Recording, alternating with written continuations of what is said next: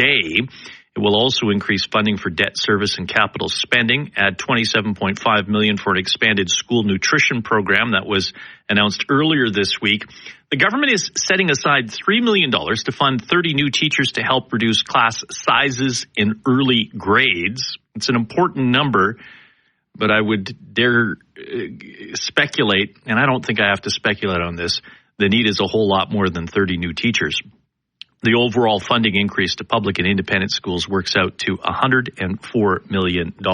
Sandy Nemeth is starting us off this Thursday afternoon, President, Manitoba School Boards Association. Appreciate the time and maybe answer the question. 30 teachers help to reduce class sizes, but I would suggest to you that the need is a whole lot bigger than that, correct? Absolutely, and good afternoon. The need certainly is well beyond that. However, this funding announcement can be considered good news. School boards would consider it good news. It recognizes some of the challenges that school divisions are facing across the province, and an allocation that is better than inflation, that is beyond inflation, and a specific commitment from the Department of Education and our minister to the youngest learners and getting them off to a good start in school, in meeting their needs, intellectually, emotionally, nutritionally, and otherwise is welcome news. We're quite pleased. This is Nathan Martindale, the president of the Manitoba Teachers Society, on those early room classroom teachers and what this could mean to your child's class. So there's different examples of how that could work, and there will be some flexibility for divisions to make it work within their schools with more teachers being in those classrooms. And there's also the reporting mechanism so that divisions need to report that on a public-facing website so that parents and the public can see that those things that are being asked for are truly in place in those schools. Skylar and Richard alongside Sandy Nemeth of the Manitoba School Boards Association. And Ms. Nemeth, what will the 3.4% increase allow you to do as opposed to an increase that we may have seen as the status quo under the previous government that may have just kept up with inflation or maybe not even that? Well, it will look a little bit different for every school board across the province, and that's what will be shared in the coming days, both in consultation with communities and the parents, some of whom sounds like you're talking to after myself, and in the sharing of a draft budget that all school boards will do with their communities in the coming days and weeks. It is, coupled with the announcement earlier this week of almost $30 million in nutrition funding. It allows school boards to meet some needs that have gone not unaddressed, but not addressed to the extent that they are needed for a number of years. And this increase that is in line with inflation is welcome and something we haven't seen in a very, very long time. Martindale wouldn't talk to us about bargaining because you're still in bargaining, but could some of this then be taken up by expected increases? Simply put, a lot of the new money will go into salaries. Right, and our hope has always been that the government would recognize that that will be a significant expense for boards to navigate and to plan for.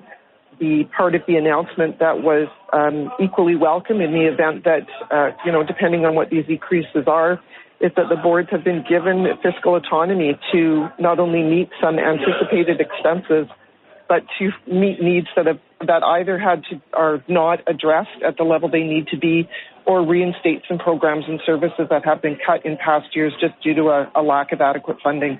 And downstream of that, Sandy Nemeth, would you anticipate that in some divisions property taxes may have to go up to fund that?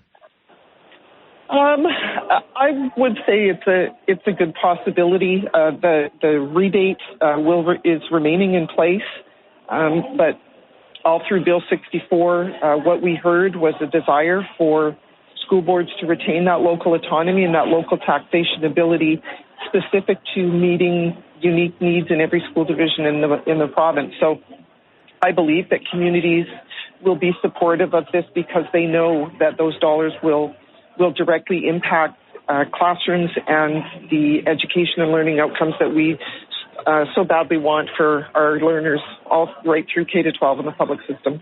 As an association that oversees all our schools, what still keeps you up at night? Wow. Well, that's a really great question. What keeps me up at night is concern that at some point the funding is going to slip back. Having said that, what I've heard over the last couple of days is that we have a government in power now that recognizes the collaborative advantage to working with school boards across the province.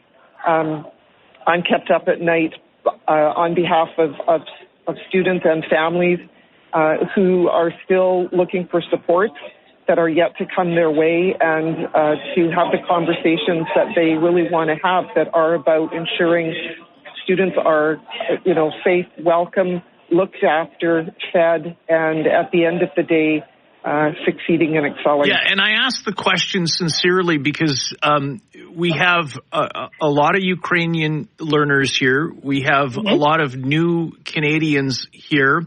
We have vulnerable children that are in need of services beyond what teachers are trained to do. And the school is a hub for so many issues that I think we are still playing catch up on that.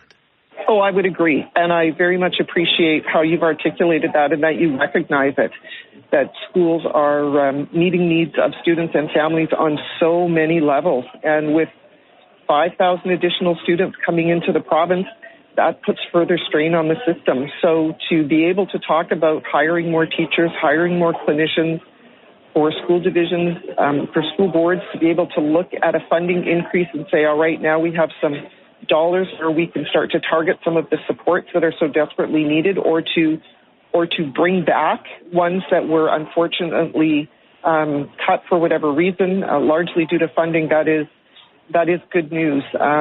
It's kept people awake for many years now, and I think mindful that there's still, as I said, some conversations to be had around board tables about allocation of money when boards sit down and figure out exactly what that looks like. On the whole, again, as I said earlier, this is a good funding announcement, and we're pleased. And at the end of the day, after those, conversations between boards are had, it certainly seems in talking to you and other people intertwined that the ears of the new education minister, the new NDP government are certainly open, and you folks and other groups have certainly been receptive of not only today's announcement, but the nutrition one you mentioned earlier that we talked about earlier this week as well. Yeah, definitely. We have every indication that this is a government that is going to be interested in all the expertise that we have to offer, the information, the data that we have to share. You referenced the dashboards that are going to show classroom composition and that can show so much more and assist communities in understanding more of what their schools and their school division is all about. And I am very optimistic in that regard, and very grateful for many of the things that the minister and the deputy minister have said over the last little while that reinforce that message. Well, Sandy Nemeth, we look forward to seeing how your members put this new funding to work, and many more conversations in the future.